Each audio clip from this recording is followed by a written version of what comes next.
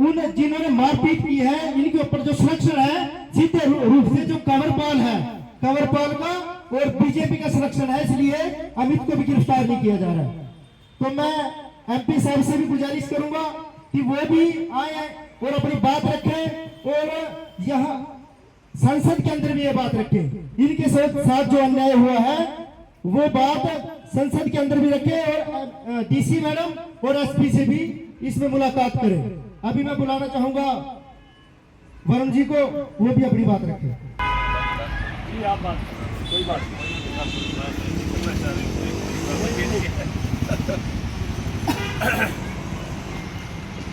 हमारे बहुत ही आदरणीय मजबूत साथी आरटीआई एक्टिविस्ट भाई संजय जी, भरत बेनीवाल जी, साथ आए हमारे पूर्व विधायक चौधरी अर्जुन सिंह जी, आदरणीय श्री राजपाल धुपड़ी जी, हमारे आदरणीय श्री रमन त्यागी जी जो अस्वस्थ होने के बाद भी यहाँ धरना स्थल पे पहुँचे हैं, सभी हमारे आदरणीय कांग्रेस का परिवार, सभी मेरे बुजुर्गों, युवा साथियों, बहुत ही निंदनीय घटना हुई है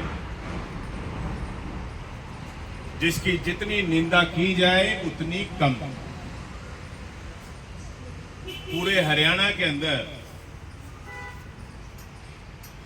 जो रेत का खनन होता है सभी जिलों में, यमुनानगर जिले के अंदर सबसे ज्यादा खनन होता है। इस भाजपा सरकार से क्या उम्मीद करेंगे? ये तो अब यहां माइनिंग ऑफिसर भी अलग से लगा दिए, नहीं तो सतीश जी ये हाल था कि जहां तो माइनिंग होती है वहां माइनिंग ऑफिसर नहीं था, और जहां जिस जिले में कोई माइनिंग होती ही नहीं वहां एक एक जिले में अलग अलग माइनिंग ऑफिसर बढ़ता रहता था। और यमुनानगर जिले में 2-3 जिलों का चार्ज दे के माइनिंग ऑफिसर किया। ये इस भाजपा सरकार की सोच है। इलीगल माइनिंग,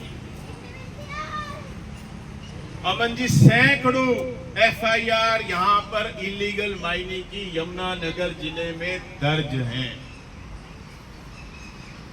भाई उन पे कार्रवाई क्या हुई है? दिखाने के लिए, खाना पूर्ति करने के लिए, प्रेस को बताने के लिए एफआईआर दर्ज कर दी जाती है, संजय जी बेहतर जानते, और उस पर आगे कोई कार्यवाही नहीं करते। पहले भी चालान भी कटे हैं। आपने देखा ई रवाना बिलों के अंदर कितना बड़ा घपला पाया गया था। उस समय भी हमने आवाज उठाई थी। मैं तब लोक लेखा समिति में था और उस समय बहुत बड़े बड़े फाइन इन खनन कंपनियों के ऊपर लगाए गए। जानबूझकर ये भाजपा की सरकार जितने हमारे माइनिंग ब्लॉक हैं उनको ऑक्शन ही नहीं करती। एक को करती है, आसपास के 4 को छोड़ देती है,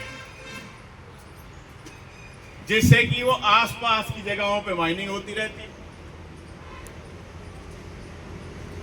प्रदेश का बहुत बड़ा नुकसान होता है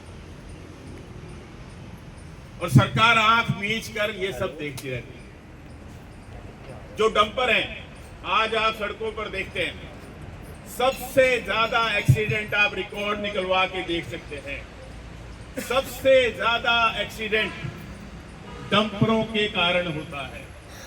ड्राइवर को चक्कर के पैसे मिलते हैं, उनको चाहे नींद आ रही है, चाहे वो अस्वस्थ हैं, उन्हें लगता है कि मैं एक चक्कर और लगा लेता हूं। और ये रिकॉर्ड की बात कह रहा हूं मैं, आप कहीं भी जाके देख सकते हैं। और ये हमारा भारत देश है जहां पर आज भी सबसे ज्यादा रोड एक्सीडेंट्स में मृत्यु होती हैं, उसके बाद ये हो रहा है।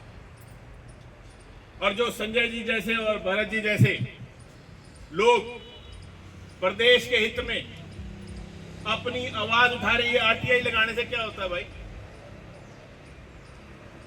क्या होता है? एक जागरूकता आती है, प्रशासन के ऊपर, सरकार के ऊपर एक दबाव बनता है कि सही काम होना चाहिए। और क्या फायदा होता है बता दो। और ये आरटीआई कांग्रेस की सरकार थी, चाहे वो राइट टू इंफॉर्मेशन आया, और इन्होंने क्या किया? भाजपा सरकार ने उसको भी कमजोर किया, डाइल्यूट किया। क्यों किया भाई डाइल्यूट? जब से भाजपा की सरकार बनी है एक भी अधिकार नहीं मिला देश की जनता को। कांग्रेस की सरकार थी, चाहे राइट टू फूड मिला, चाहे मनरेगा आया था, राइट टू वर्क, चाहे राइट टू एजुकेशन मिला बच्चों को, राइट टू इंफॉर्मेशन मिला, जिससे पारदर्शिता बढ़े, शासन और प्रशासन ठीक से काम करे, न्याय संगत तरीके से। लेकिन ये नहीं चाहते। प्लान के हिसाब से माइनिंग होनी चाहिए। जब हमारी दिशा की बैठकें होती हैं, मैं ये हर बार बातें उठाता हूं। माइनिंग ऑफिसर अलग पल्ला झाड़ देंगे, कहते जी हम तो जाते ही नहीं माइनिंग साइट पे। क्यों नहीं जाते भाई? किसने रोका हुआ?